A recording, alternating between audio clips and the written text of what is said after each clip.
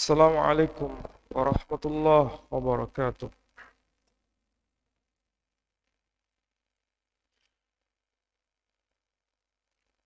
Alhamdulillahi rabbil alamin. Alhamdulillahilladzi arsala rasulahu bil huda wa dinil haqq liyudhhirahu 'ala ad-din kullih wa kafa billahi shahida. Ashhadu an la ilaha illallah wahdahu la syarika lah wa ashhadu anna Muhammadan abduhu wa rasuluh la nabiyya ba'dah. قال الله تعالى في القرآن العزيز أعوذ بالله من الشيطان الرجيم بسم الله الرحمن الرحيم سبحان الذي أسرى بعبده ليلا من المسجد الحرام إلى المسجد الأقصى الذي باركنا حوله لنريه من آياتنا إنه هو السميع البصير. Al-ayah Sadaqallahul Azim. Bapak Ibu sekalian yang saya hormati, alhamdulillah pada pagi ini kita bisa bersama-sama untuk talabul ilm. Mudah-mudahan kebersamaan kita di tempat ini semua mendapat rahmah dan maghfirah dari Allah Subhanahu wa taala. Saya mohon maaf, kondisi saya kurang begitu sehat. Jadi saya harus menjaga flu berat. Mudah-mudahan tidak mengganggu konsentrasi kajian kita pada pagi ini. Saudara-saudara sekalian, tadi saya bacakan ayat yang termaktub dalam surah Al-Isra. Surah urutan yang ke-17. Surah Al-Isra ini, selain memiliki nama surah Al-Isra, Nabi Shallallahu Alaihi Wasallam juga menegaskan nama lain dari surah ini, yakni surah Bani Israel. Jadi satu surah ini memiliki dua nama, yakni surah Al-Isra dan yang kedua surah Bani Israel. Mengapa satu surah ini memiliki dua nama? Tentu ada tujuan. Karena kalau kita bicara mengenai Al-Isra, berarti ini ada kaitan dengan peristiwa besar yang dialami oleh Khataman Nabiyyin Muhammad sallallahu alaihi wasallam dari Masjidil Haram menuju tempat yang kita kenal dengan sebutan Al-Aqsa. Sementara kenapa disebut sebagai surah Bani Israel? Karena Al-Aqsa itu sendiri adalah kiblatnya kaum Bani Israel dan kiblatnya para nabi kaum Bani Israel. Saudara-saudara sekalian, kalau kita mencermati satu kata kunci yang termaktub di dalam surah Al-Isra ini, kita menemukan kata kunci Masjidil Aqsa. Istilah ini tidak pernah muncul di dalam surah-surah lain, kecuali di dalam surah Bani Israel atau surah Al-Isra. Itulah sebabnya para ahli tafsir modern menyebutnya dengan sebutan hapax legomena. Saya ulangi lagi, disebut dengan istilah hapax legomena. Apa artinya? Arti sederhananya, satu kata di dalam Al-Quran yang hanya muncul sekali tetapi tidak muncul di surah lain atau di ayat lain. Itulah sebabnya disebut dengan hapax legomena. Artinya, satu kata ini harus menjadi perhatian bagi siapapun yang membacanya. Dan memang betul, kalau bicara mengenai Masjidil Aqsa, hanya muncul di surah ini dan di ayat ini. Tidak muncul di surah lain dan di ayat lain. Yang kedua, kalau bicara mengenai dua lokasi suci yang disakralkan dalam agama-agama Ibrahimiyah selalu merujuk pada dua tempat. Yang pertama, Masjidil Haram. Kalau kita bicara Masjidil Haram, ini yang menjadi sumber pokoknya adalah Nabi Yuna Ibrahim alaihissalam sebagai Abul Anbiya. Abul Anbiya yang bernama Ibrahim alaihissalam itu dari kawasan yang disebut Palestina menuju Makkah Al-Mukarramah. Saya ulangi lagi. Abul Anbiya yang bernama Ibrahim dari Palestina menuju Makkah Al-Mukarramah. Di Makkah Al-Mukarramah menjadi tanda apakah betul Nabi Ibrahim alaihissalam pernah sampai ke Makkah. Ada buktinya. Buktinya apa? Yang disebut sebagai Maqam Ibrahim.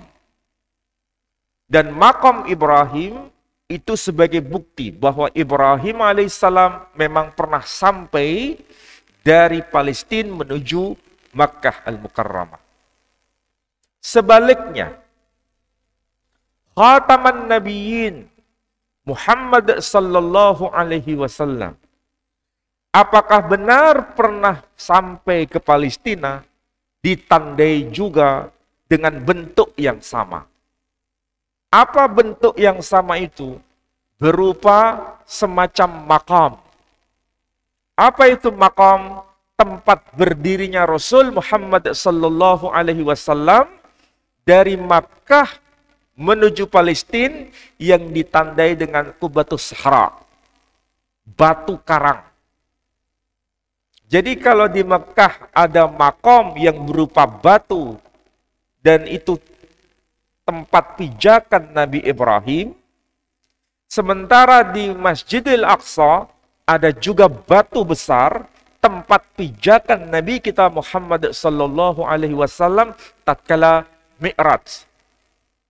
Setelah menunaikan Isra dari Makkah menuju Al-Aqsa. Jadi ada kaitan dua tokoh besar. Yang pertama, Ibrahim alaihissalam sebagai Abul Anbiya, bapaknya para nabi. Dan yang kedua, Nabi kita Muhammad sallallahu alaihi wasallam sebagai khataman nabiyyin, penutup para nabi. Itulah sebabnya diabadikan di dalam Al-Quranul Karim. Dua lokasi sakral ini memang semacam grand design dari Allah Subhanahu wa Ta'ala. Kita tahu Masjidil Aqsa, siapa yang mendirikannya dan lokasinya terdapat di wilayah mana. Masjidil Aqsa, tempat kiblat para nabi, itu yang membangun secara megah pada masanya, dia bernama Nabi Sulaiman. Nabi Sulaiman. Sadarkah kita apa makna Sulaiman? Kalau dalam bahasa Quran, bahasa Arab dia disebut Sulaiman. Kita menyebutnya Nabi Sulaiman alaihissalam. Sedangkan Bani Israel menyebut nama song tokoh ini bukan dengan nama Malik Sulaiman, tapi menyebutnya dengan nama Malah Shlomo alaihissalam. Kalau kita menyebut Malik Sulaiman alaihissalam, Mereka Bani Israel menyebutnya dengan nama Malach Shlomo Alef Hassalom. Artinya Raja Sulaiman Alef Hassalom, kita menyebutnya alaihissalam. Apa makna Sulaiman dan apa makna Shlomo? Sulaiman maknanya sama dengan Shlomo. Shlomo dari kata Salom. Salom maknanya sama dengan salam. Jadi antara salom dengan salam maknanya adalah damai sejahtera. Jadi ringkasnya, siapa yang membangun Masjidil Haram, dia bernama Raja Damai Sejahtera. Namanya. Kota yang dibangun itu, apa nama kotanya?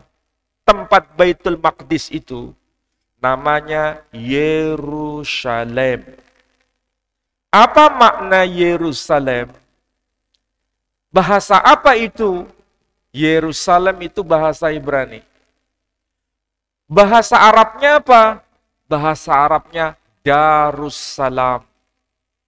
Dan di dalam Al-Quranul Karim, ungkapan Darussalam termaktub dalam surah Al-An'am. Surah ke-6, ayat yang ke-127. Lahum darussalam inda rabbihim. Bagi mereka orang-orang yang saleh itu, surga yang disebut darussalam di sisi Tuhan mereka. Lihat di dalam surah Al-An'am, ayat 127. Karena anak-anak muda ini sudah para hafidz semua, maka nggak perlu buka Quran, tapi sudah hafal. Lahum darussalam inda rabbihim. Makna harfiahnya, bagi mereka orang-orang yang saleh itu, surga yang disebut darussalam di sisi Tuhan mereka. Ini adalah yang disebut di alam malakut. Surga darussalam. Surga Darussalam ini di alam malakut, kalau bicara mengenai grand design, difotokopi oleh Allah Subhanahu wa Ta'ala juga di bumi. Makanya di bumi, karena ini kaitannya dengan Bani Israel, maka bahasanya muncul istilah Yerusalem yang artinya sepadan dengan Darussalam. Apa makna Darussalam? Dar artinya rumah. Sama dengan wilayah. Salam artinya damai sejahtera. Jadi rumah yang penuh damai sejahtera. Yerusalem maknanya juga sama. Apa artinya? Yeru artinya wilayah. Yeru artinya rumah.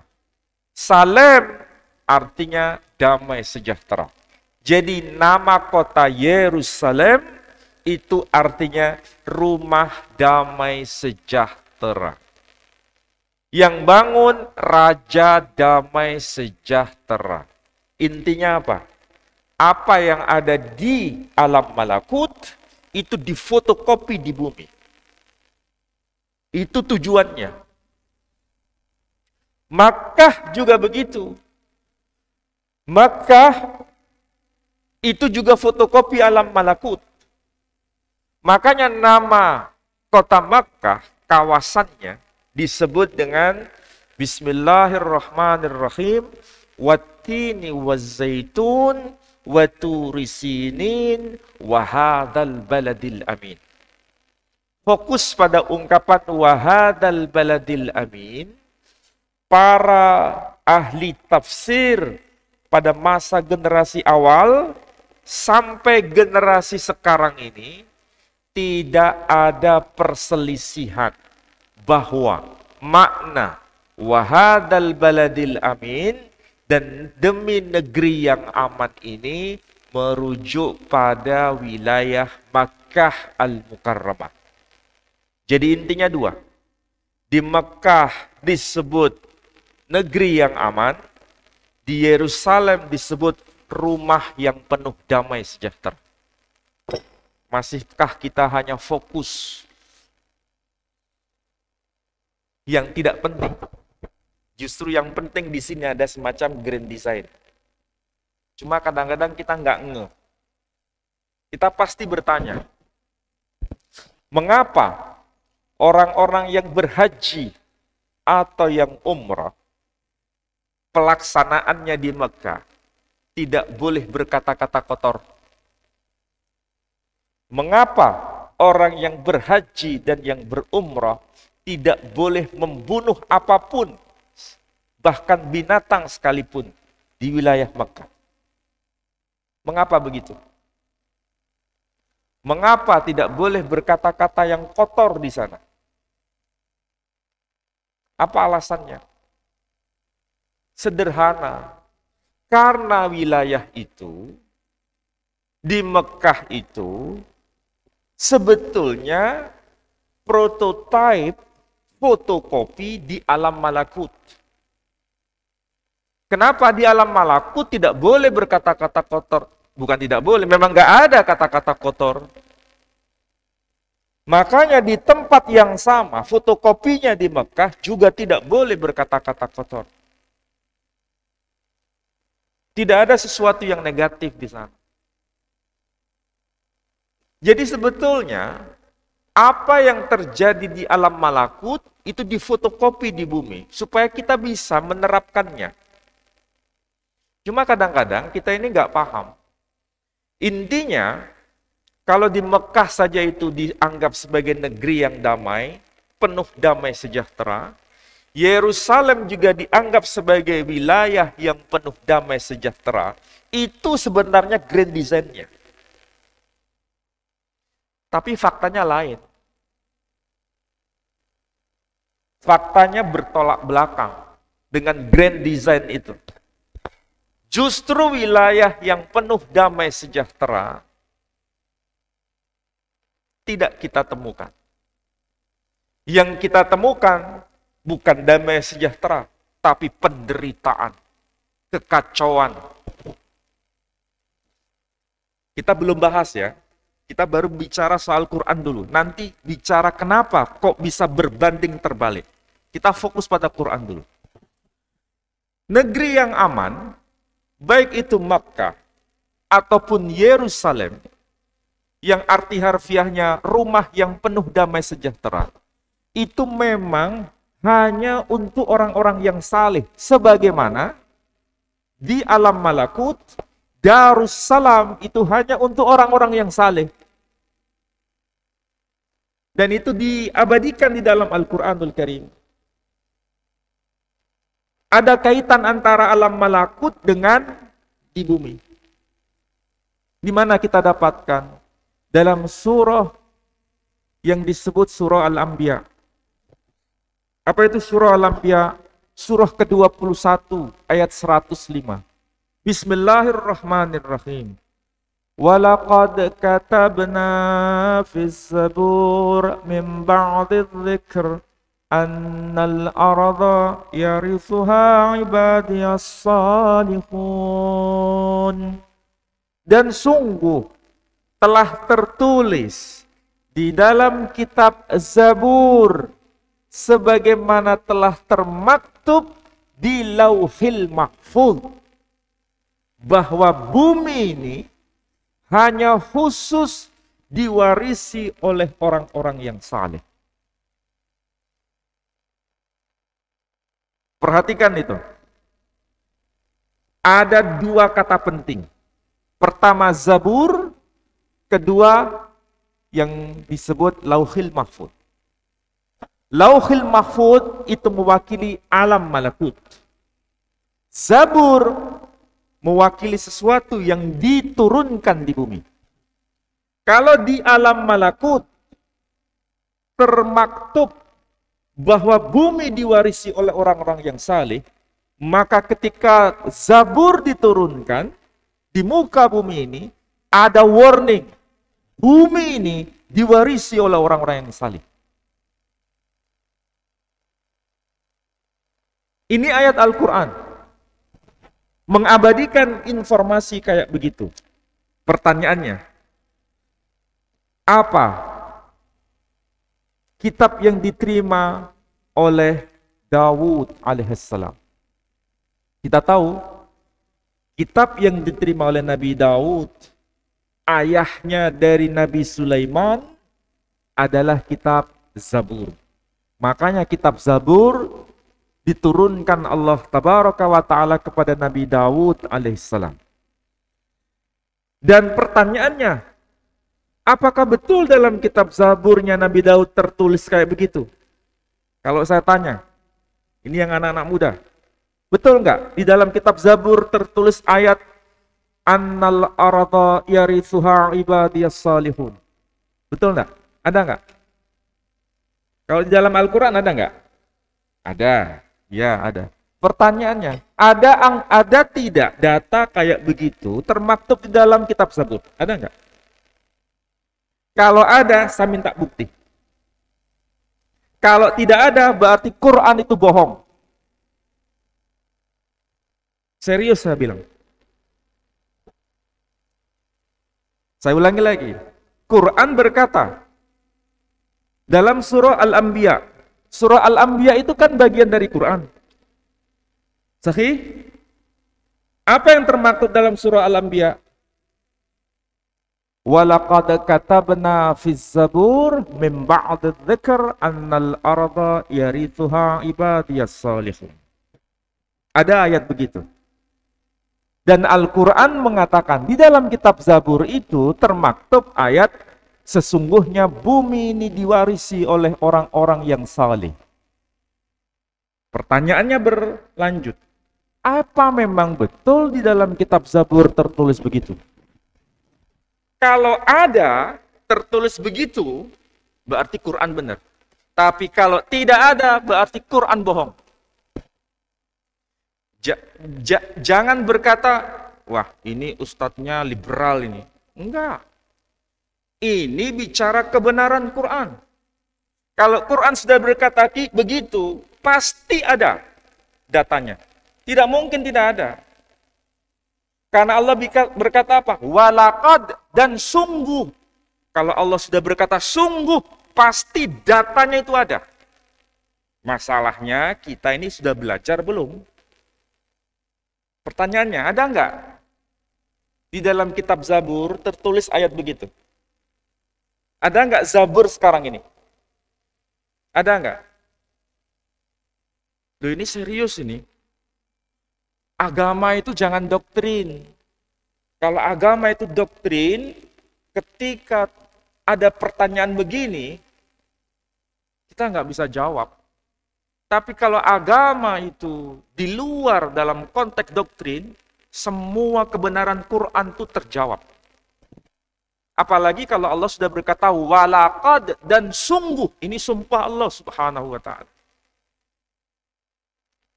Kalau saya ditanya begitu, jawabannya sederhana. Zaburnya ada, ayat yang begitu juga ada. Sampai hari ini masih ada. Bukan di kitab kita, kalau Quran jelas.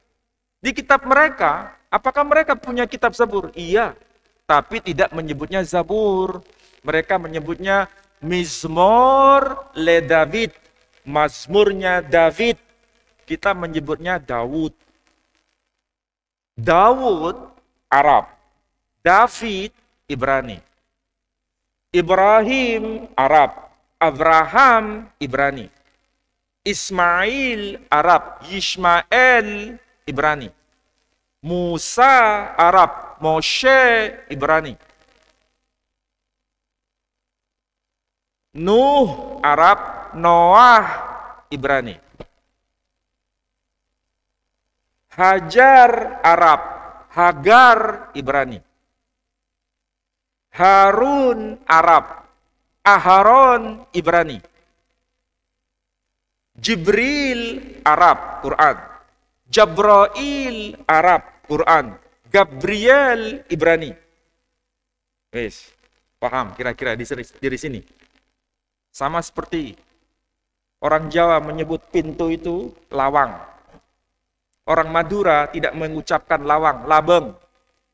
Pertanyaannya, lawang dengan labeng, bendanya sama atau beda? Sama. Jadi kalau begitu, hanya beda bahasa saja, tapi objeknya sama. Kalau Quran menyebut Zabur, sama atau beda dengan Mizmor atau Mazmur? Sama, hanya beda bahasa. Satu, Daud. Dua, David. Orangnya sama. Satu, Musa. Satu, Moshe. Satu Arab, satu Ibrani. Jangan berkata begini, Ustadz, Musa itu nama yang tercantum dalam Al-Quran. Jadi kalau Moshe itu salah, itu nggak benar. Kira-kira kalau ada berkata begini, jawaban kita apa? Jadi namanya itu sebetulnya Musa atau Moshe?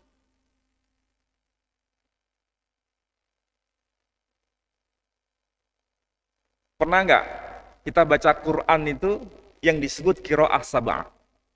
Saya tanya, namanya beliau itu sebetulnya Musa atau Moshe? Namanya.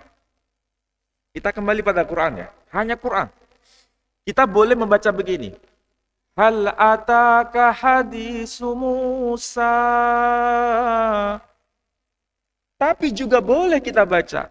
Hal ataka hadisu Musa. Pertanyaannya, nama beliau itu Musa atau Muse? Kalau sampean berkata, yang betul bacaannya Musa Ustadz, kalau dibaca Muse itu salah. Ah, ini berarti dia nggak ngerti Quran. Karena Quran boleh dibaca Musa atau boleh dibaca Muse. Kembali pada pertanyaan, yang betul namanya itu Musa atau Muse? Sedangkan bahasa Ibrani bukan Musa, bukan Muse, tapi Moshe. Ayo sekarang, nama beliau sebetulnya siapa? Jadi bukan orang yang beda, itu orangnya sama. Sama seperti begini. Di antara orang-orang kita yang muslim ada yang nggak cerdas. Orang-orang non-muslim juga ada yang nggak cerdas sama. Mereka berkata apa? Ibrahim dan Abraham itu beda orangnya. Nggak sama. Namanya saja Ibrahim. Yang satu Abraham. Itu orangnya beda. Yang ngomong begini yang Kristen juga begitu. Yang Muslim juga begitu. Sebetulnya yang ngomong begini sama-sama tidak cerdasnya. Sebetulnya. Kalau Quran berkata, wa idh yarfa'u Ibrahimul qawa'ida minal baiti wa Ismail. Nah, muncul Ibrahim. Tapi boleh juga dibaca wa idh yarfa'u Ibrahimul qawa'ida minal baiti wa Ismail. Quran menyebutnya Ibrahim atau Ibrahim. Pertanyaannya, nama beliau itu aslinya Ibrahim atau Ibrahim? Kalau berkata bahwa Ibrahim dan Ibrahim itu orangnya beda, lu berarti Quran salah. Ya kan? Tanya sama Ustadz. Ustadz, sebetulnya namanya itu Ibrahim atau Ibrahim? Pasti Ustadz akan berkata, itu benar dua-duanya. Karena itu Quran. Mau dibaca Ibrahim, mau dibaca Ibrahim, itu orangnya sama. Padahal sama-sama Quran bahasa Arab. Yang Ibrani tidak menyebut Ibrahim, tidak menyebut Ibrahim, tapi menyebut Avraham. Jadi kalau begitu Ibrahim, Avraham itu orangnya satu. Nah, kembali pada ayat tadi. Bahwa di dalam kitab Zabur tertulis bumi ini sesungguhnya diwarisi oleh orang-orang yang saleh. Zabur yang hari ini, ada nggak ayat begitu? Jawabannya ada. Tapi bukan versi bahasa Arab, hanya Ibrani. Tertulis apa? Sodiqim yirithu eretz. Sodiqim, Arabnya itu sama dengan as-sodiqun. Orang-orang yang benar. Yirithu, mereka akan mewarisi. Eretz, bumi. Al-Quran menyebutnya al-ard, bumi. Jadi orang benar akan mewarisi bumi. Quran berkata, sesungguhnya bumi diwarisi oleh orang-orang yang saleh. Berarti Quran sahih. tidak berbohong. Kan opsinya dua. Kalau ada tercantum begitu, Quran benar. Kalau enggak tercantum begitu, Quran bohong. Jawabannya, Quran bohong atau tidak? Enggak. Karena apa? Datanya itu loh ada. Cuma masalahnya kita ini enggak banyak piknik bacaan macam-macam. Akhirnya jadi apa? Doktrin. Agama kalau doktrin, bahaya. Bahaya. Tidak mencerdaskan, tetapi justru semakin membuat umat tidak dewasa. Makanya anak-anak muda ini harapan ke depan. Kalau yang kita generasi tua doktrin nggak masalah, karena sudah mau out dari dunia ini. Tapi kalau masa depan tetap berpaku pada doktrin, bahaya. Yang saya ajarkan ini bukan doktrin, bisa dikonfirmasi datanya. Sampai hari ini. Nah, terakhir.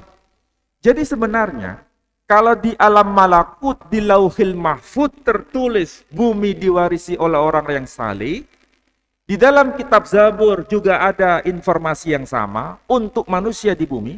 Di dalam Quran juga begitu. Bumi diwarisi oleh orang yang saleh. Intinya apa?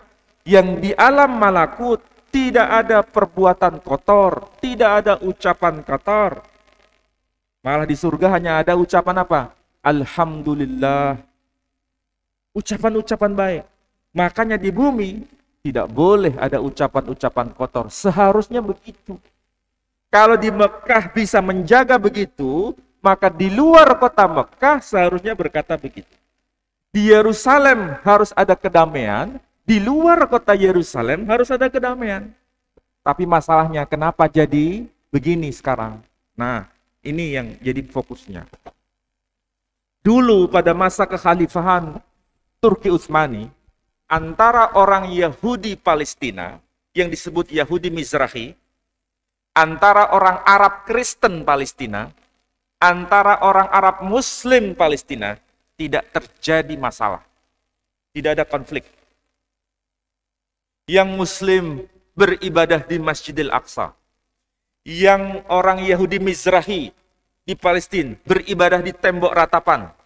Yang Arab Kristen beribadah di makam Kudus di sebelah tembok ratapan itu, agak ke sana sedikit. Jadi tiga agama melakukan ibadah masing-masing, tidak ada konflik. Tapi kenapa bisa jadi konflik sekarang? Kita harus tahan. Ketika orang-orang Yahudi Askenazi yang dari Eropa mengalami peristiwa pembunuhan besar-besaran oleh Nazi Hitler waktu itu, maka disitulah orang-orang Yahudi Askenazi dari Eropa ngungsi, migrasi kemana? Ke Palestina. Ketika mengungsi itu, tahun 46 kalau nggak salah, yang awal. Sebelumnya juga terjadi, tapi nggak terlalu banyak. Puncaknya pada tahun 48, barulah mereka mendeklarasikan berdirinya negara Israel. Saat itulah mulai terjadi gesekan. Puncaknya tahun 67. Mereka melawan bangsa-bangsa Arab selama 6 hari dan mereka menang. Sehingga kekuasaan semakin meluas. Wilayah Palestina semakin menyempit, wilayah Israel semakin meluas. Disitulah konflik itu berkepanjangan sampai hari ini. Jadi siapa yang menyebabkan kekacauan itu? Yang menyebabkan kekacauan itu adalah orang-orang Yahudi Askenazi, orang-orang imigran dari Eropa. Orang Yahudi Mizrahi nggak ada masalah. Makanya di Israel sana, antara orang Yahudi Askenazi dengan orang Yahudi Mizrahi itu bentrok. Kenapa bentrok? Yang satu menolak Zionisme, yang satu menegakkan Zionisme. Jadi akar masalahnya itu bukan agama, tapi apa? Politik.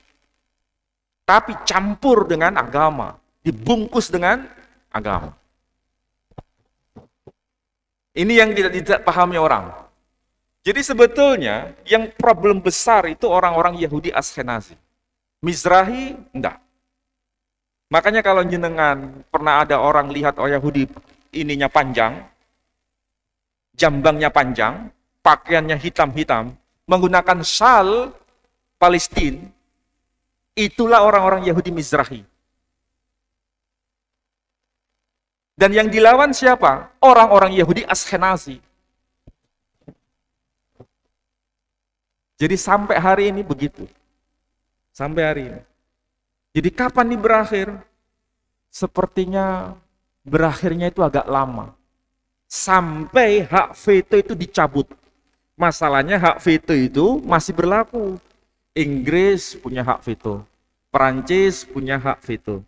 Amerika punya hak veto. Sudah 3 yang punya hak veto. Kalau hak veto masih bertahan, terus begini. Masalahnya kapan hak veto berakhir? Saya nggak tahu jawabannya. Maka saudara-saudara, setiap muslim yang tidak ada pembelaan terhadap Palestina, keislamannya diragukan. Setiap muslim yang tidak ada pembelaan terhadap Al-Aqsa, keislamannya diragukan. Karena itu bagian dari keimanan kita karena tercantum di dalam Al-Quranul Karim. Tapi pembelaannya ini jangan hanya fokus pada pembelaan agama. Ini penting, ya. Tapi jangan lupa, Islam itu juga pembelaan terhadap kemanusiaan. Mengapa yang menjaga Al-Aqsa itu kebanyakan Muslim yang masih bertahan? Karena mereka itu ada semangat yang tinggi. Sementara kaum Kristen Arab Palestina banyak yang migrasi ke Amerika. Kenapa? Gak kuat. Mereka gak kuat menghadapi tentara Zionis. Mereka kebanyakan mengungsi ke Amerika. Jadi yang bertahan di kota Nazaret itu hanya sekian persen. Rata-rata mereka pergi karena gak kuat. Yang sangat kuat adalah kaum muslimin. Karena imannya ini yang menjadi tanda. Jadi bersyukurlah kita punya saudara muslim, pembelaannya luar biasa. Maka jangan sampai lupa bahwa ini bukan hanya sekadar membela agama, tapi juga membela kemanusiaan. Dua-duanya itu bareng. Jangan dipisah. Jangan dipisah. Karena agama kita ini membela agama sekaligus membela kemanusiaan. Apapun agama mereka. Kalau tertindas harus dibela. Kalau yang menindas itu beragama, apapun agamanya, harus dilawan. Walaupun atas nama agama, kalau menindas. Itulah spirit agama kita. Mudah-mudahan yang saya sampaikan bermanfaat, saudara-saudara. Silakan kalau ada yang mau tanya.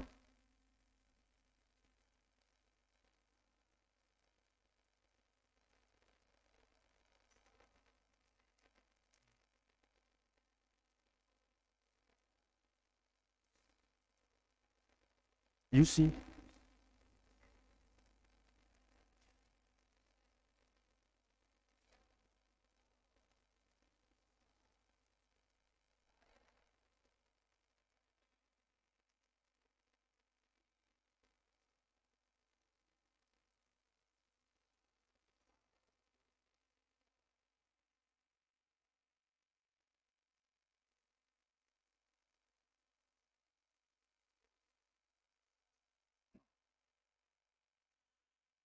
Ya, kalau bicara mengenai kitab Talmud, ya, kitab Talmud itu sama dengan kitab hadis. Supaya gampang begini. Kita ini punya Quran, punya kitab hadis yang sahih. Kitab hadis yang sahih ini ada yang sahih Bukhari dan ada sahih Muslim. Selain itu ada syarahnya. Syarahnya itu ada syarah An-Nawawi, itu syarahnya Sahih Muslim. Ya. Ada Fathul Bari, itu syarahnya kitab Sahih Bukhari. Kalau Sahih Muslim itu dianggap sebagai matannya. Kalau syarah Imam Nawawi ini dianggap sebagai hamisha, apa yang disebut sebagai penjelasan. Orang Yahudi juga mirip kayak begini. Mereka itu punya Quran, dalam tanda kutip, Qurannya disebut Taurat. Ya, sebanding ya, ada Quran, ada Taurat. Tapi mereka tidak hanya beriman terhadap Taurat, tapi beriman terhadap Mishnah. Mishnah itu ada dua. Mishnah Babli dan Mishnah Yerusalmi. Sama dengan Sahih Bukhari, sama dengan Sahih Muslim. Mishnah Babli ada Gemara, ada syarahnya. Mishnah Yerusalmi ada syarahnya. Kumpulan dari Mishnah Babli dengan syarahnya disebut Talmud Babli. Kumpulan dari Mishnah Yerusalmi plus Gemara disebut sebagai Talmud Yerusalmi. Jadi kalau bicara Talmud itu kitabnya besar. Sama seperti Sahih Bukhari plus Fathul Bari. Pertanyaannya, apakah itu diimani semua oleh yang Muslim? Apakah kitab Talmud itu diimani semua oleh Yahudi? Tidak. Kalau isnadnya nggak nyambung sampai kepada Musa, ditolak. Tapi masalahnya begini, ada orang-orang Yahudi yang menganggap itu sahih semua, ada yang menganggap orang Yahudi itu sebagian tidak nyambung, sebagian nyambung. Sama seperti kita. Ada yang doif, ada yang maudhu, ada yang sahih, ada yang hasan. Mereka juga punya tradisi kayak gitu. Kalau sampean penasaran, bagaimana kitab hadisnya orang Yahudi, datang ke rumah. Dari sini sampai ke situ. 1, 2, 3, 4, ya 4 tekel. Itu Talmud. Jadi mereka itu punya kitab sahih juga. Tapi sahihnya itu hanya judulnya, tapi mereka terpecah. Ada yang menganggap itu semua sahih, ada yang menganggap sebagian tidak sahih. Makanya perbedaan pandangan di kalangan tradisi Yahudi persis seperti Muslim. Pertanyaan begini kan, ada nggak orang-orang Muslim yang meragukan Sahih Bukhari? Ada nggak? Ada. Sebagian hadis ini nggak benar. Ada yang begitu. Yahudi juga sama, ada yang begitu.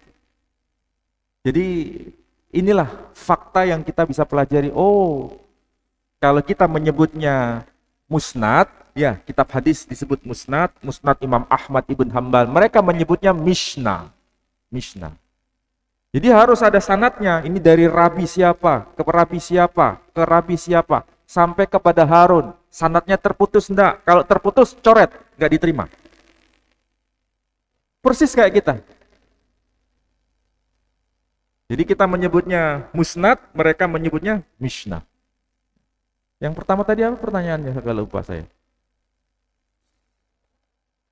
Kalau itu saya kalau itu saya nggak tahu saya. Mungkin yang ada di depan yang tahu. Tapi kalau singkatan itu saya nggak paham. Yang bisa saya jelaskan pertanyaan mengenai doktrin tadi. Iya begini. Kalau Al-Qur'anul Karim ditujukan sebagai pembahasan umat secara umum, mungkin bahasanya itu doktrin ya. Allah berkata demikian harus diimani ya. Allah berkata demikian harus diimani ya.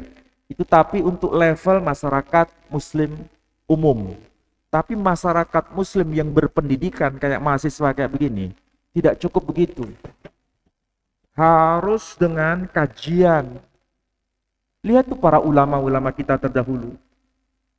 Para ulama kita terdahulu itu bersorban, berjubah, mengerti Quran, mengerti hadis, tapi mereka pinter ekonomi, pinter biologi, pinter farmasi, pinter ilmu macam-macam.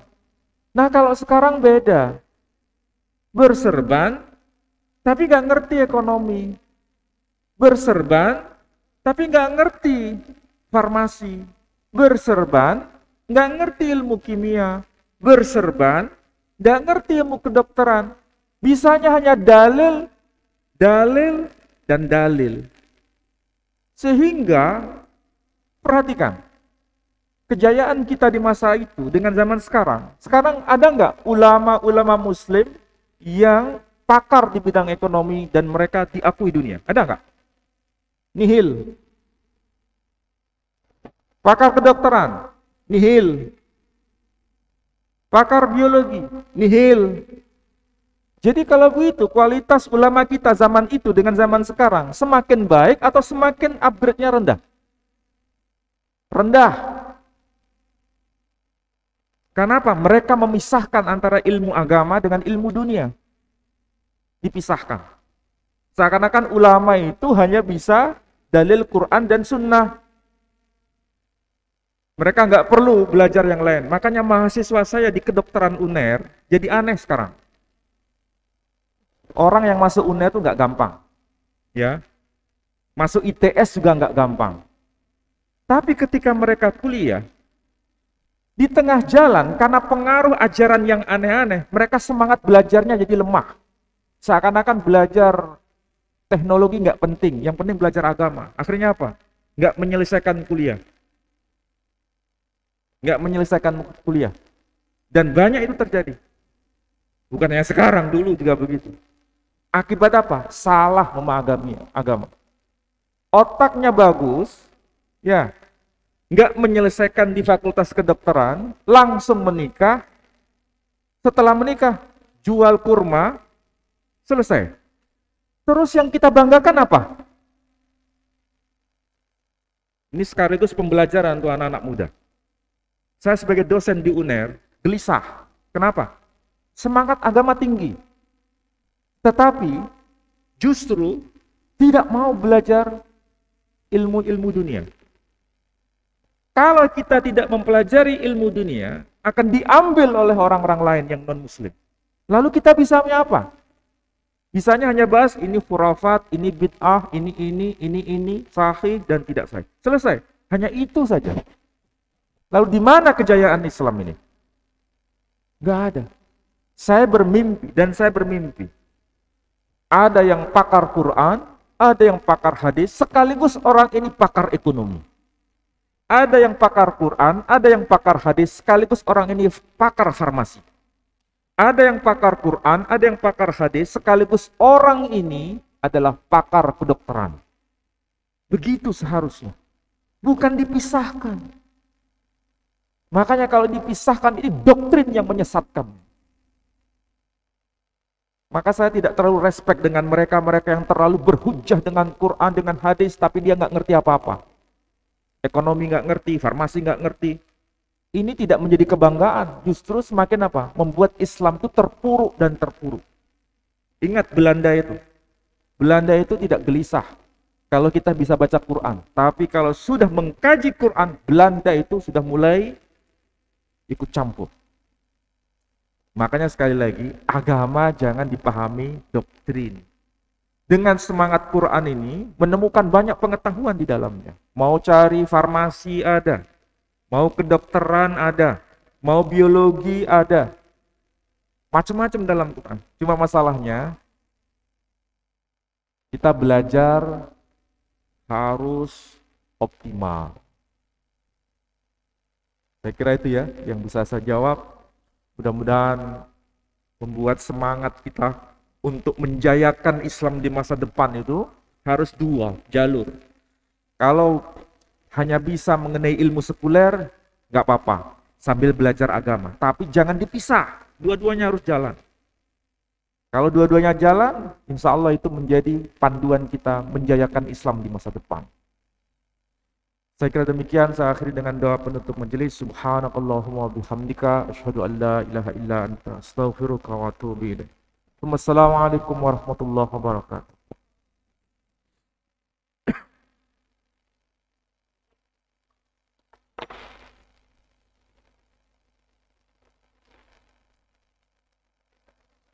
Oh ya, sama-sama.